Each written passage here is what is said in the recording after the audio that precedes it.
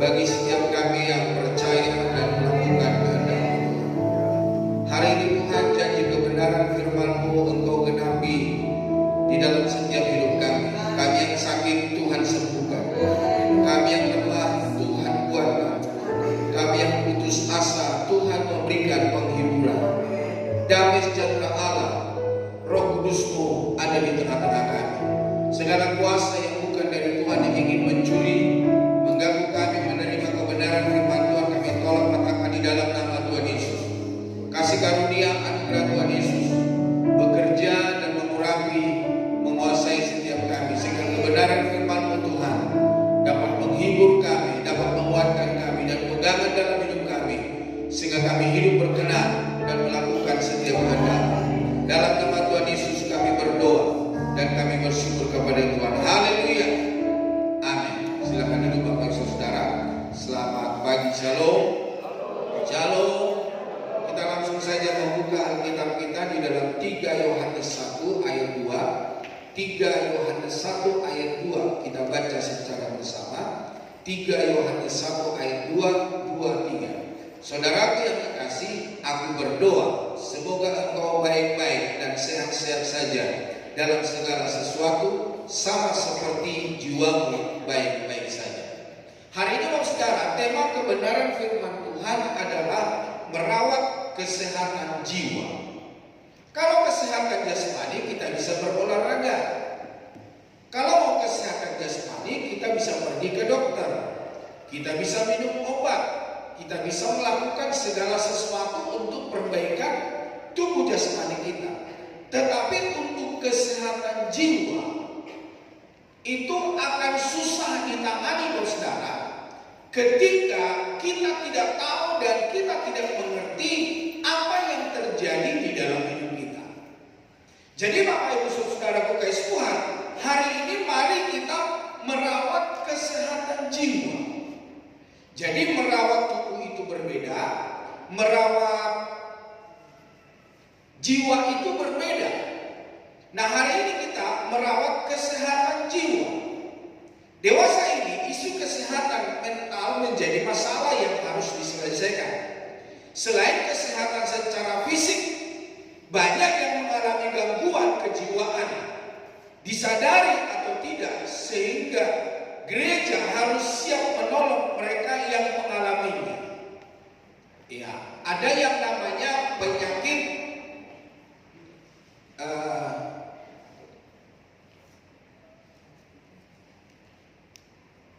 sesuatu yang tidak bisa dikendalikan oleh seseorang, dan penyakit ini sangat mengganggu apalagi dalam usia-usia seperti saya ke atas, saudara, yang disebut narsistik ya. Merasa apa yang saya lakukan, apa yang dilakukan itu benar,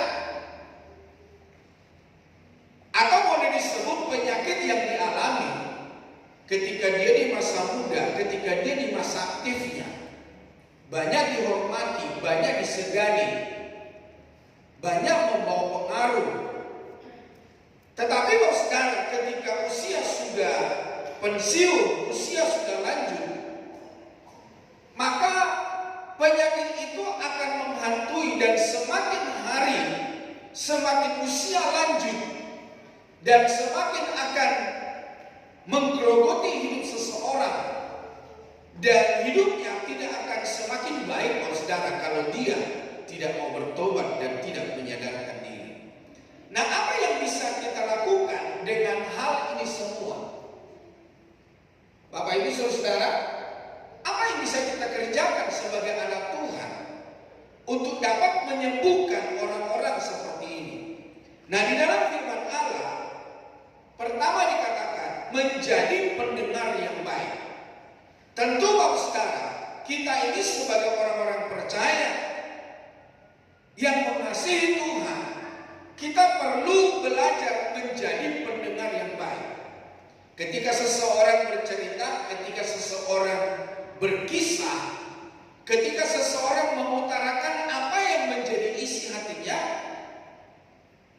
kita lebih baik berdiam diri mendengarkan.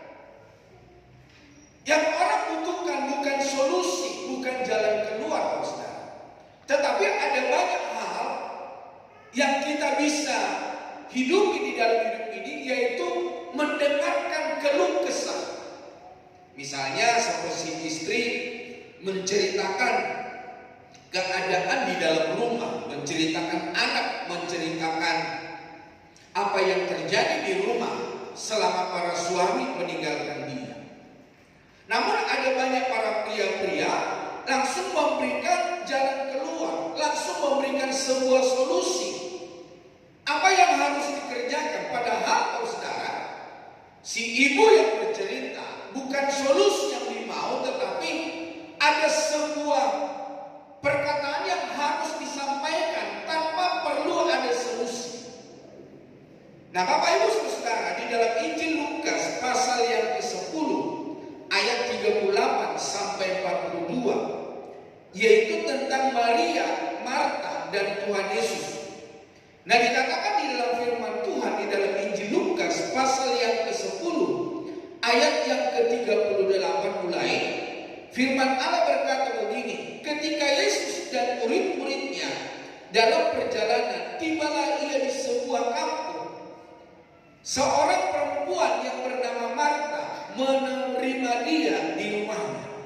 Perempuan itu mempunyai seorang saudara yang bernama Maria. Maria ini duduk dekat kaki Tuhan dan terus mendengarkan perkataannya. Sedangkan Marta sibuk sekali melayani. Ia mendekati Yesus dan berkata, Tuhan, tidakkah engkau peduli bahwa saudaraku membiarkan aku melayani seorang diri? Suruhlah dia membantu aku. Tetapi Tuhan menjawab, Marta, Marta, engkau khawatir dan menyusahkan diri dengan banyak perkara. Tetapi hanya satu saja yang perlu. Maria telah memilih bagian yang terbaik yang tidak akan diambil daripadanya. Jadi Bapak Ibu Saudara kekasih Tuhan, Maria memberikan diri untuk mendengarkan perkataan Yesus. Apa yang dikatakan oleh Yesus yang dapat menyembuhkan, yang dapat memulihkan, yang dapat membangkitkan semangat, itulah yang didengarkannya. Namun Marta merasa dia sendiri yang melayani. Dan ini banyak terjadi di dalam gereja, saudara. Ketika keluarga mengadakan ada doa, ada persekutuan, maka ada tim sibuk. Apakah istrinya sibuk? Apakah anaknya sibuk? Sehingga ketika membuat ibadah di dalam rumah, tidak ada sesuatu yang dapat diterima di dalam persekutuan tersebut. Nah, dalam nats ini ada dua pendengar yang baik. Maria yang mendengar perkataan Yesus, dan Yesus yang mendengar keluh kesah Marta. Nah, di dalam firman Tuhan berkata di dalam Amsal Sulaiman 18 ayat yang ke-13, jikalau seseorang memberi jawab sebelum mendengar, itu adalah kebodohan dan kecelaannya. Nah, ini banyak terjadi di dalam kalangan orang percaya. Ketika seseorang berbicara, sudah ada jawaban. Ketika seseorang mengutarakan isi hatinya, sudah ada yang berbicara. Sehingga apa yang diperkatakan kadang-kadang tidak membuat solusi yang terbaik. Jadi saling mengutarakan isi hati, tapi Tuhan mau supaya kita ada salah satu yang mendengar dan ada salah satu yang berbicara. Pepatah Indonesia berkata, kalau orang Indonesia mau pakai bahasa Inggris, mikir dulu baru ngomong. Kira-kira apa yang mau dibicarakan. Tapi kalau mau berbicara bahasa Indonesia, bicara dulu baru mikir. Yang artinya orang-orang Indonesia banyak asal ngomong, asal bicara, tidak tahu efeknya, tidak tahu efek sampingnya. Apakah sungguh memberkati, apakah sungguh melukai hati orang.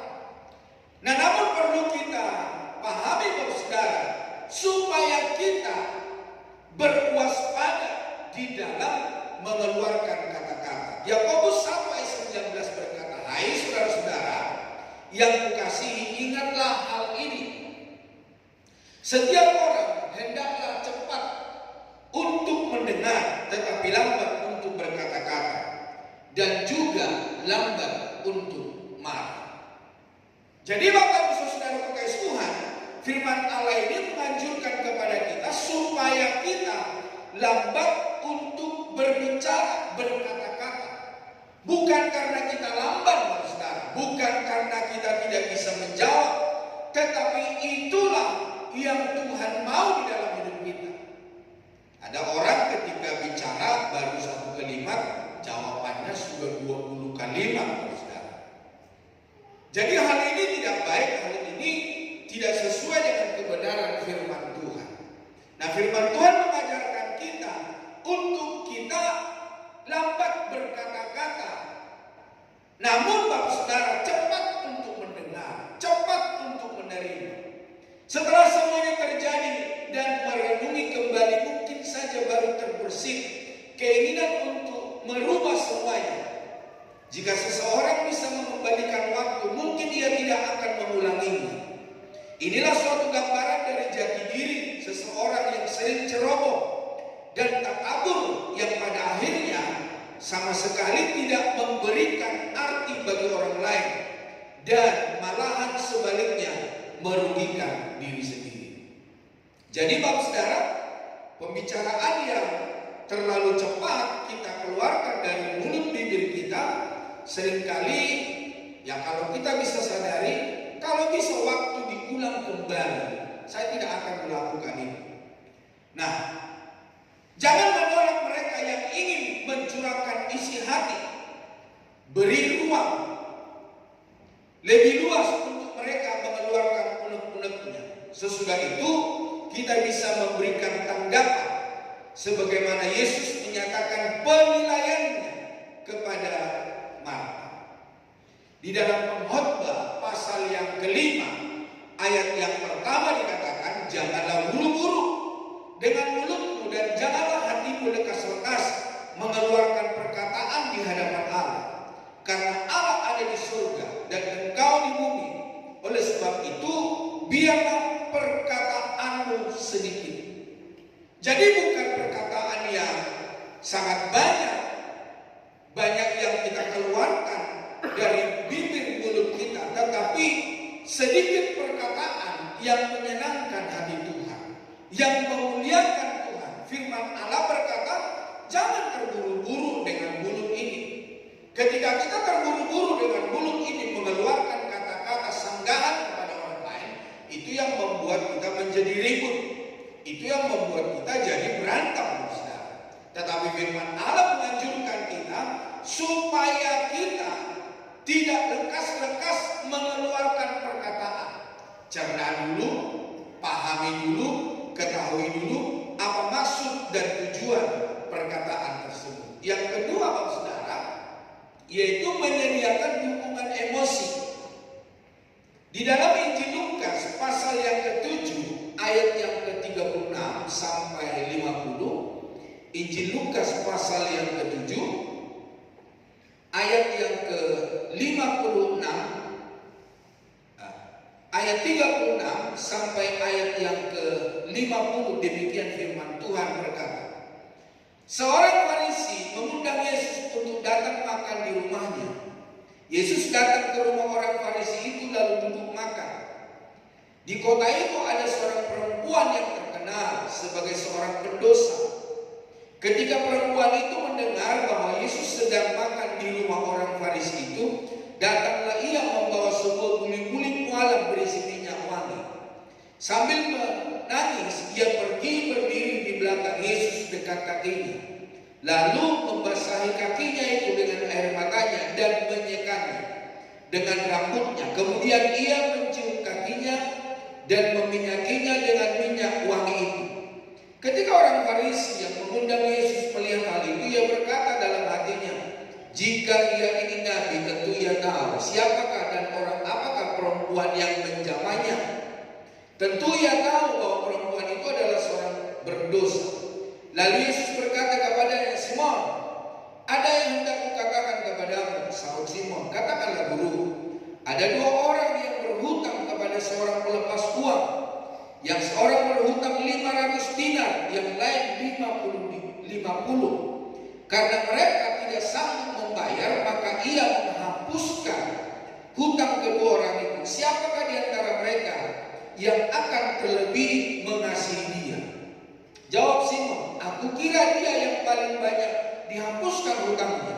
Kata Yesus kepadanya, betul pendapatmu itu. Dan sambil berpaling kepada perempuan itu, ia berkata kepada Simon, engkau lihat perempuan ini? Aku masuk ke rumahmu, namun engkau tidak memberikan aku air untuk membasuh kakiku, tetapi dia yang membasahi kakiku dengan air mata dan menyekanya dengan rambutnya. Engkau tidak mencium aku, tetapi sejak aku masuk, ia tiada henti-hentinya mencium kakiku. Engkau tidak meminyaki kepalaku dengan minyak, tetapi dia meminyaki kakiku dengan minyak wangi. Sebab itu aku berkata kepadamu, dosanya yang banyak itu telah diampuni, sebab ia telah banyak berbuat kasih. Tetapi orang yang sedikit diampuni, sedikit juga ia berbuat kasih. Lalu ia berkata kepada perempuan itu, dosamu telah diampuni. Dan mereka yang duduk makan bersama dia berpikir dalam hati mereka, siapakah ia ini sehingga ia dapat mengampuni dosa? Tetapi Yesus berkata kepada perempuan itu, imanmu telah menyelamatkan engkau, pergilah dengan selamat. Menyediakan dukungan emosi. Ada dua sikap terhadap perempuan yang meminyaki kaki Yesus, orang Farisi yang menghakimi dan Yesus yang mengampuni. Aristoteles dalam De Nicomachean Ethics mengatakan orang menjadi marah itu mudah, tetapi marah dengan orang yang tepat, waktu dan cara yang tepat, dan maksud yang jelas. Tetapi sebagai orang percaya kita harus mampu mengarahkan emosi dan energi kita dengan baik. Jadi Bapak Ibu Saudara, seseorang yang marah, ya untuk dia marah itu mudah, saudara. Tetapi untuk marah dengan orang yang tepat, waktu dan cara yang tepat, dan maksud yang jelas, itu tidak gampang, saudara.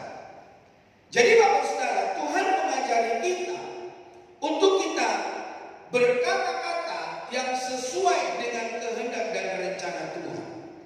Bisa kita menempatkan di mana kita harus berkata, di mana kita harus mengutarakan emosi kita, di mana kita harus mengeluarkan kata-kata yang tepat, tujuannya apa. Sebagaimana Yesus yang diminyaki kakinya oleh perempuan berdosa, dia memberikan penjelasan yang baik, dia memberikan penjelasan yang tepat, dan dia memberikan perkataan yang tepat kepada orang yang tepat, yaitu si Simon yang mengundang dia ke rumahnya. Bapak Ibu Saudara, di mata mereka yang tidak mengerti, persoalan kita bisa jadi bahan cemooh dan sasaran penghakiman manusia. Disinilah perlunya memilih orang yang tepat. Di mata Yesus, persoalan kita akan mendapatkan perhatian dan empatinya. Lalu dia menyediakan pemecahan masalahnya. Di dalam Amsal 3 ayat yang ke-5 dan 6 berkata begini, percayalah kepada Tuhan dengan segenap hatimu, dan janganlah bersandar kepada pengertianmu sendiri. Akuilah dia dalam segala jalan, maka ia akan meluruskan jalan. Jadi Bapak Ibu Saudara, ketika kita mau berbicara, ketika kita mau meletakkan apa yang mau kita perkatakan, perlu kita percaya kepada Tuhan dan bersandar kepada pengertian Allah itu sendiri. Dan perlu kita mengakui dia dalam segala jalan kita. Maka saudara, ketika kita mengutarakan apa yang hendak kita bicarakan kepada orang lain, itu tepat sasaran. Bukan sesuatu yang menyakiti, bukan sesuatu yang mendiskreditkan, tetapi sesuatu yang dapat membangun, menolong, dan dapat membaharui seseorang. Ketika kita berbicara tidak tepat sasaran dan tidak tepat tujuan, maka yang terjadi adalah permusuhan yang akan dalam, saudara. Dan yang terakhir, yang ketiga, yaitu memberi dukungan komunitas. Di dalam Markus pasal yang kedua, ayat 1 sampai ayat yang ke-12. Markus pasal yang kedua, ayat 1 sampai ayat 12. Itu tentang seorang lumpuh yang disembuhkan oleh Tuhan Yesus. Dikatakan dalam firman Tuhan, kemudian sesudah lewat beberapa hari, waktu Yesus datang lagi ke Kapernaum, tersiarlah kabar bahwa ia ada di rumah. Maka datanglah orang-orang berkerumun sehingga tidak ada lagi tempat, bahkan dibuka pintu pun tidak. Sementara ia memberitakan firman kepada mereka, ada orang-orang datang membawa kepadanya seorang lumpuh digotong oleh 4 orang. Tetapi mereka tidak dapat membawanya kepadanya karena orang banyak itu. Lalu mereka membuka atap yang di atasnya. Sesudah terbuka, mereka menurunkan tilam tempat orang lumpuh itu terbaring. Ketika Yesus melihat iman mereka, berkatalah ia kepada orang lumpuh itu, "Hai anakku, dosamu sudah diampuni." Tetapi di situ ada juga dulu beberapa ahli Taurat. Mereka berpikir dalam hatinya, "Mengapa orang ini berkata begitu? Ia menghujat Allah. Siapa yang dapat mengampuni dosa selain daripada Allah sendiri?" Tetapi Yesus segera mengetahui dalam hatinya bahwa mereka berpikir demikian. Lalu ia berkata kepada mereka, "Mengapa kamu berpikir begitu dalam hatimu? Manakah lebih mudah mengatakan kepada orang lumpuh ini, dosamu sudah diampuni, atau mengatakan, bangunlah, angkatlah tilammu dan berjalan? Tetapi supaya kamu tahu bahwa di dunia ini ada manusia berkuasa mengampuni dosa." Berkatalah ia kepada orang lumpuh itu, "Kepadamu kukatakan, bangunlah, angkatlah tempat tidurmu, dan pulanglah ke rumah." Dan orang itu membangun, segera mengangkat tempat tidurnya, dan pergi keluar di hadapan orang-orang itu. Sehingga mereka semua takjub, lalu memuliakan Allah, katanya, "Yang begini belum pernah kita lihat." 4 orang yang memberikan dukungan kepada seorang yang sakit. Saya mencoba membayangkan bagaimana perilaku 4 orang ini untuk dapat membawa kepada Yesus. Nah, dikatakan dalam firman Tuhan, ketika mereka memberikan dukungan kepada orang lumpuh, jalan untuk kepada Yesus itu sangat ramai dan tidak gampang untuk ditembus. Yang pada akhirnya dari 4 orang ini memiliki hikmat supaya mereka menurunkan orang lumpuh itu dari atap rumah. Dan dikatakan dalam firman Tuhan, sehingga mereka membongkar atap rumah dan menurunkan orang lumpuh itu persis di depan Yesus. Nah, Bapak Ibu Saudara, ketika 4 orang ini tidak memberikan dukungan kepada temannya, tentu kesembuhan tidak akan terjadi. Sorak-sorai tidak akan terjadi. Pemulihan tidak akan terjadi kepada orang yang sakit. Namun Bapak Saudara kasih Tuhan, si 4 orang yang memberikan dukungan itu memberikan usaha bagaimana mereka untuk dapat memberikan kesehatan, kekuatan, kesembuhan kepada temannya. Saya tidak tahu ya tipe rumah waktu itu seperti apa. Tetapi dalam firman Allah berkata mereka menaikkan orang lumpuh itu dan menurunkannya lewat atap. Saya coba bayangkan, apakah rumah itu tidak punya plafon? Apakah rumah itu pendek? Apakah rumah itu tinggi? Sehingga membuat orang ini bisa diturunkan persis di depan Yesus. Nah, orang yang lumpuh ini bukan saja mengalami penderitaan secara fisik, sudah pasti ia tertekan secara emosional karena kelemahannya itu. Bapak Ibu Saudara kasih Tuhan, ada pepatah Indonesia berkata, dalamnya laut bisa diduga, tetapi dalamnya hati siapa yang tahu? Kita tidak pernah tahu apa isi hati seseorang. Dengan teknologi ultra sonografi, laut sedalam apapun bisa diperkirakan kedalamannya, tetapi tidak ada alat yang dapat menerka isi hati manusia.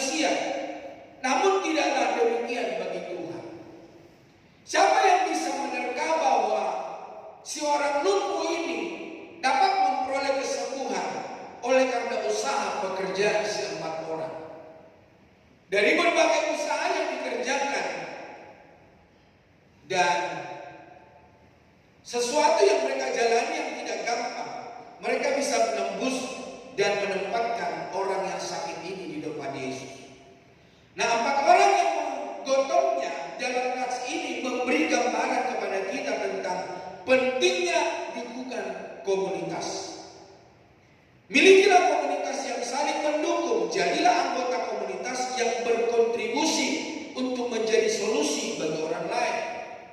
Ketika kita ada di sebuah komunitas, marilah kita melakukan bagian kita. Bagaimana kita berarti di komunitas. Bagaimana kita menjadi berkat kepada komunitas. Jangan sampai kita di komunitas adalah pembawa sesuatu yang tidak baik, yang tidak berkenan, yang tidak bisa membangun. Nah, Bapak Ibu Saudara, saya melihat dari 4 orang ini ternyata mereka sehati, Saudara. Sehati. Jika ada kesehatian, situasi, semua rencana akan tercapai. Ketika seseorang sehati, Saudara, batu yang sebesar apapun akan bisa dipindahkan, akan bisa digeser, Saudara. Seperti mimbar yang ada di depan saya.